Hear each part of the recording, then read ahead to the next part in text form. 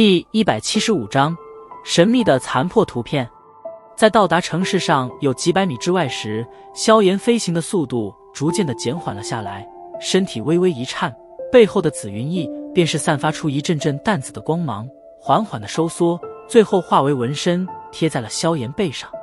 身体在半空中凌空一番，萧炎双脚稳稳地立在了地面之上，轻拍了拍衣服上的一些灰尘后，抬头望着那出现在视线尽头的巨大黄色城市，微微一笑的同时也是松了一口气。或许是由于接近沙漠的原因，这里的天气颇为干燥与炎热，炽热的阳光从天空中挥洒而下，将脚下的大地烘烤得不断散发着熏人的热气。那股热气缓缓升腾而起，竟然也使得人的视线出现了许些扭曲与模糊的视感。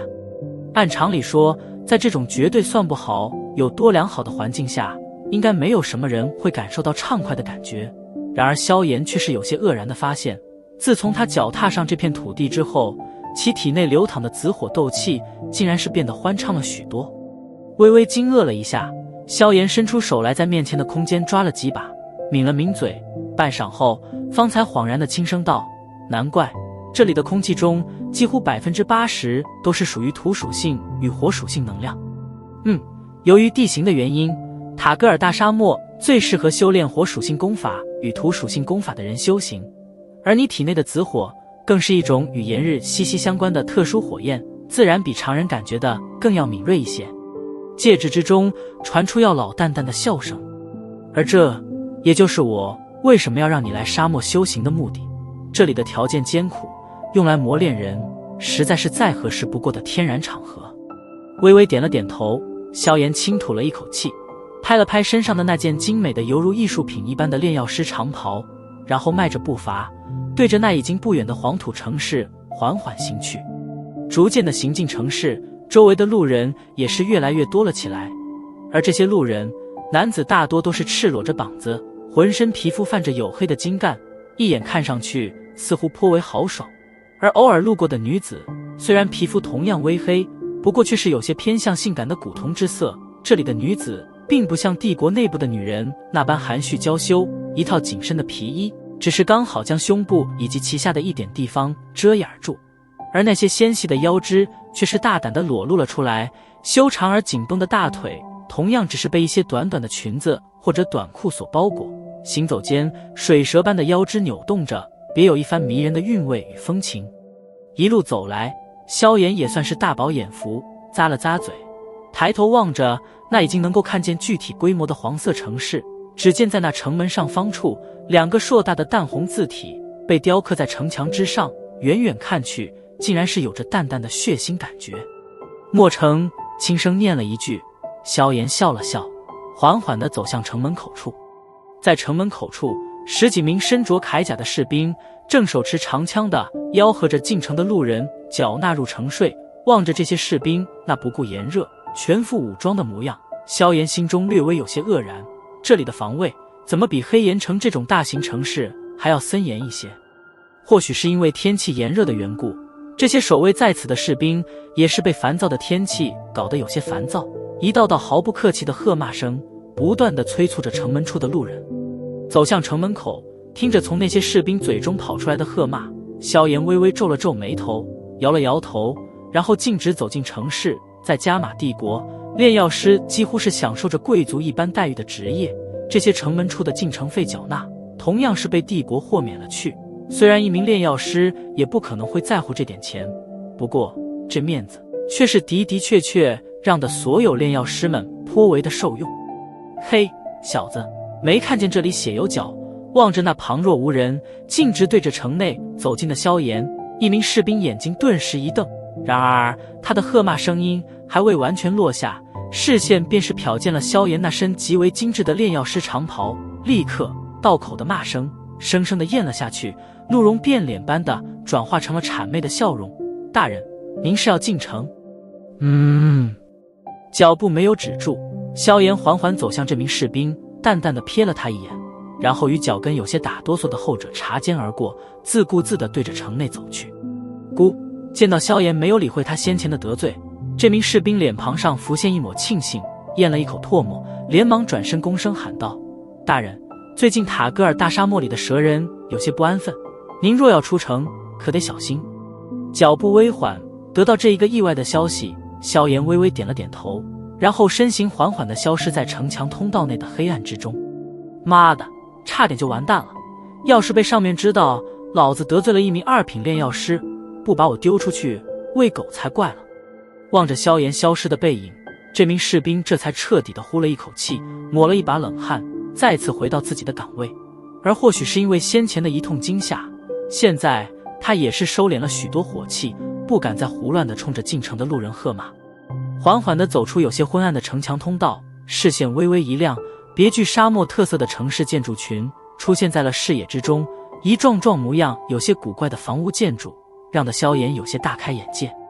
站在街道之上，萧炎目光在人来人往的大街上扫过，片刻后有些愕然地在心中问道：老师，现在去哪？直接就进入塔戈尔沙漠吗？照你这样在沙漠中一头乱撞，就算不迷失在沙尘暴之中，也迟早会因为水源的缺乏而死在其中。戒指之中传出药老无奈的斥声。尴尬地笑了笑，萧炎干笑道：我也是第一次接触到沙漠，那我们接下来该干什么？先去购买一份最精准的塔戈尔大沙漠地图，在这城市中应该有专门出售地图的商店，这很重要。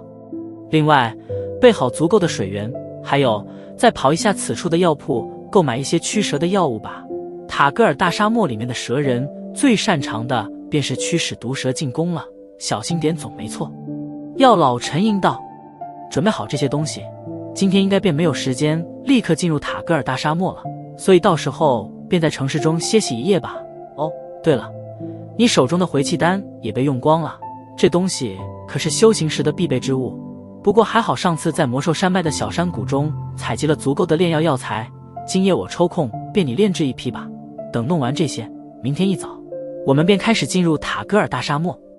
听着从药老嘴中传出的一项项事物，萧炎无奈地点了点头，叹了一口气，顺手拉过一名路人，询问着出售沙漠地图的店铺。那名被萧炎拉住的路人初时脸色略微有些不耐，不过当瞧的萧炎胸口上那炼药师徽章之后，不耐连忙收敛，极为客气地给萧炎指出了店铺位置。在萧炎感谢告辞之时，这人还颇为殷切地将地图的大致价格说了一遍。与那名路人道了声谢，萧炎手掌轻摸了摸胸口处的炼药师徽章，微微叹着摇了摇头，不得不说这身份实在是太好用了。心中感叹了一声，萧炎快速地转过街角，然后对着那名路人所说的墨城最好的地图店铺行去。在不急不缓地行走了半晌之后，那名为古图的地图店铺便是出现在了萧炎视线之内。目光在这店铺外扫了扫，萧炎略微有些惊讶，这个店铺不似别家那般豪华张扬，看上去竟然还隐隐地透着许些古朴气息。心中带着几分惊讶，萧炎缓缓地走进店铺。店铺内部并不是太过宽敞，2枚月光石的淡淡毫光将店铺照得颇为明亮。目光在店铺内部扫过，里面来购买地图的人并不是很多，冷冷清清的模样让得萧炎有些疑惑，是不是走错地方了。缓缓地走进店铺，萧炎目光瞟了瞟，最后停在了那柜台后面一位正垂头仔细地制作着地图的老者身上。这位老者年龄显然颇大，不过虽然他已满头白发，可那握着绘图黑笔的干枯手掌却是依然稳健有力。没有出声打扰这名老者，萧炎视线在柜台上的大批地图上扫过，饶有兴致地拿在手中翻来覆去地看了看。地图上那清晰的路线让得他满意地点了点头。观看了一会地图，萧炎瞧着老者竟然还没有结束的意思，抿了抿嘴，再次缓缓踱着步子来到店铺角落中的一个古朴木架之旁。这个木架明显年代颇久，其上布满着朽木孔洞，在它的上面随意地堆放着一些泛黄的地图，看这些地图表面的一些残破痕迹，似乎是制作地图时的失败品一般。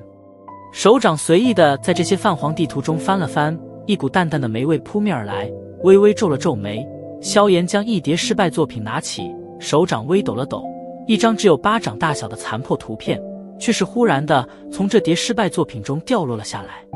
并没有太过在意这掉落的残破图片，萧炎在翻看了一下手中的失败作品之后，便是无聊地将之放了回去，在放回去的时候，他的目光慵懒地瞟了瞟那小小的残破图片，眼睛先是微微眨了眨，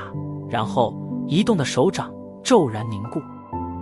手掌略微有些颤抖的小心翼翼拈起这张残破图片，萧炎忽然能够感觉到自己心脏此时的剧烈跳动声，使劲地咽了一口唾沫，将残破的古朴图片放在手中，目光带着几抹狂喜，仔细地扫视着图片之上那略微有些熟悉的神秘路线。半晌之后，萧炎缓缓地眯起了眼睛，深吸了一口气，颤抖地喃喃道：“果然是他。”